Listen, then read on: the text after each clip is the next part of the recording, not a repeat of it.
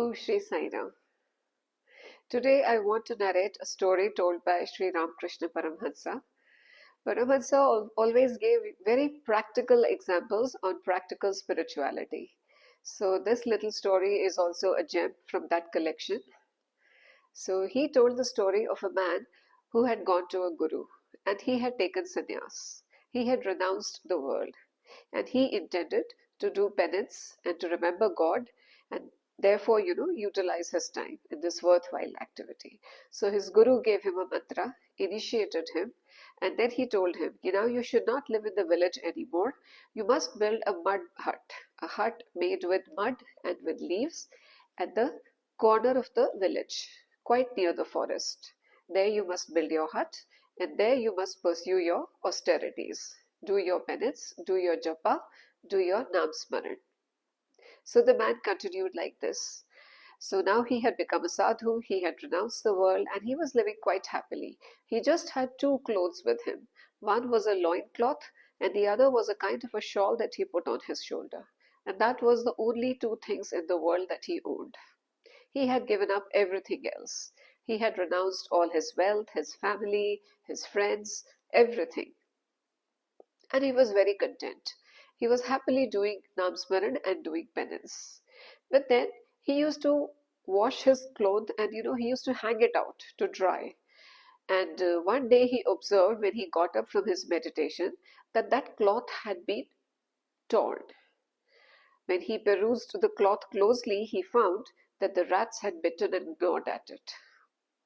Now this upset him very much because now the only loincloth that he owned had been torn by the rats. They seemed to have a good time tearing it with their sharp teeth. So that day he went into the village and he begged the villagers for a new loincloth so that he could buy one. He wanted some money or somebody to buy him a loincloth. So they got him another cloth. He came back with it and 1 or 2 days passed. But then again the rats got at it. As soon as he hung it out to dry, the rats got at it again. And soon it was torn into shreds. Now the poor man was miserable. Again he had to go in the village and beg the villagers. So now the villagers, after this happened 3 or 4 times, the villagers said, Maharaj, this is very disconcerting. You are coming into the village every other day and you are asking that we should buy you, a new cloth or that we should give you the money to buy one. I don't think this is fair on you or on us. So I think what you need is a practical, permanent solution.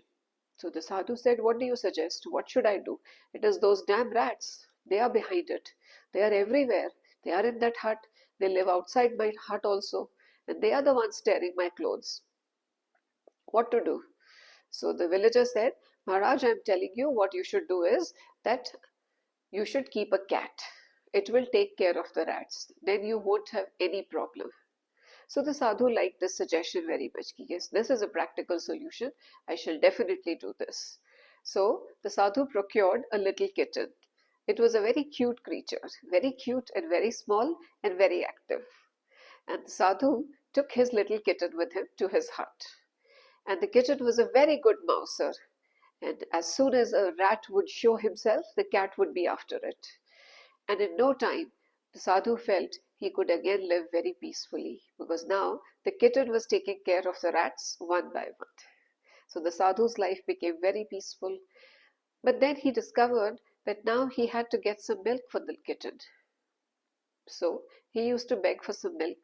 That the little kitten, she can't just kill the rats and then just live like that. She needs some milk also. So he would go to the village and ask the villagers for milk.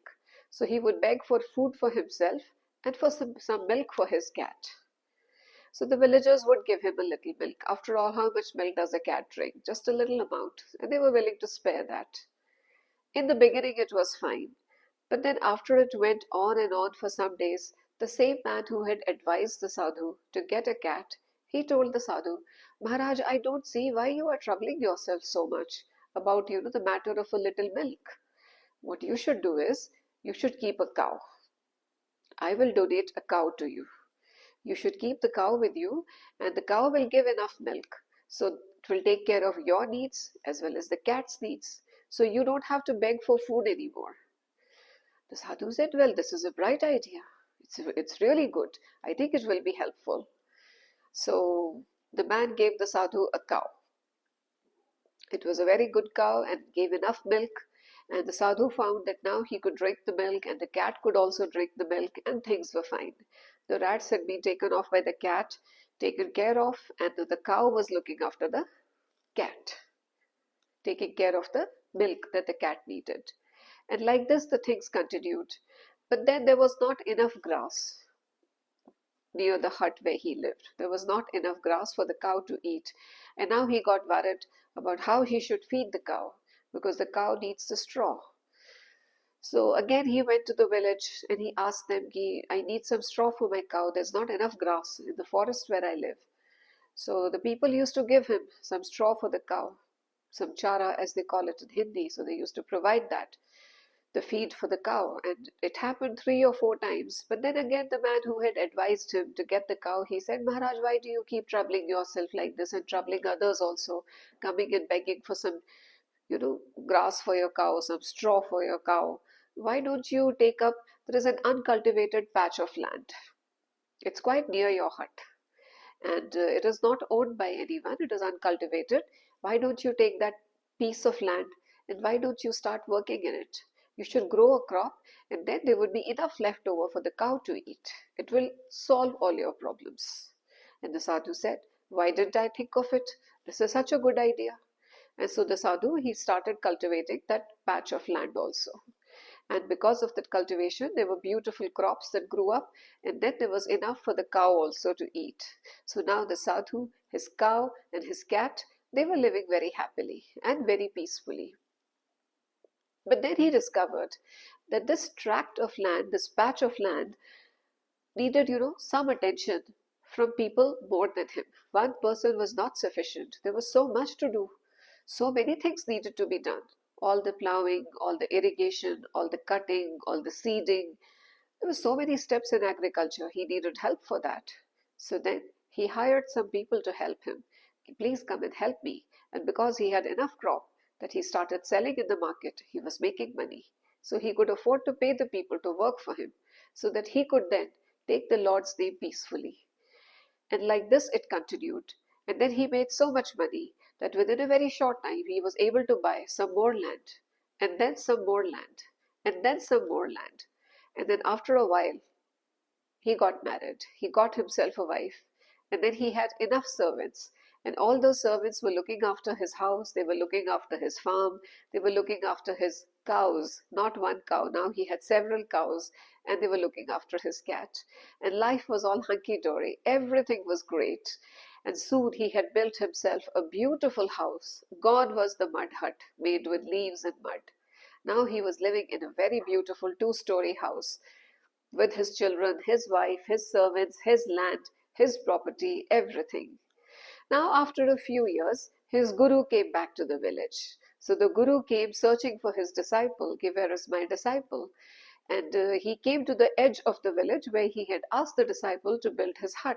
And he found there was no hut there. Instead, there was a 2-story building.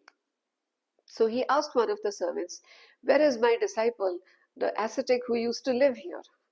And the servant said, I'm sorry, sir, but I don't know about any ascetic living here. Here lives my master with my mistress and his children. He is a zamindar, he has a lot of land and he has a lot of property. I haven't heard of any sadhu living here. And the Guruji said, well, that is not possible. My disciple was living here. I want to meet your master and ask him, what did he do to my disciple? Did he drive him away or did he kill him or what? And so the Guru went inside and he was announced to the sadhu that a guru has come looking for his disciple. And so the sadhu came out. By now he was a landlord. He was no more an ascetic. He had a little pot belly. He had a white mustache. And he had red cheeks, because he was drinking some wine also every day, along with all the good food and all the goods that he was having. And when the guru saw his ascetic disciple, he was shocked. And he said, what has happened to you, my dear? I left you here with a mud hut, and now I come back to find that you have turned into a landlord. How did this happen? Why did you give up that way of life? What could the sadhu say? He said, sir, it was all for the sake of one loincloth. Jai Sai Ram.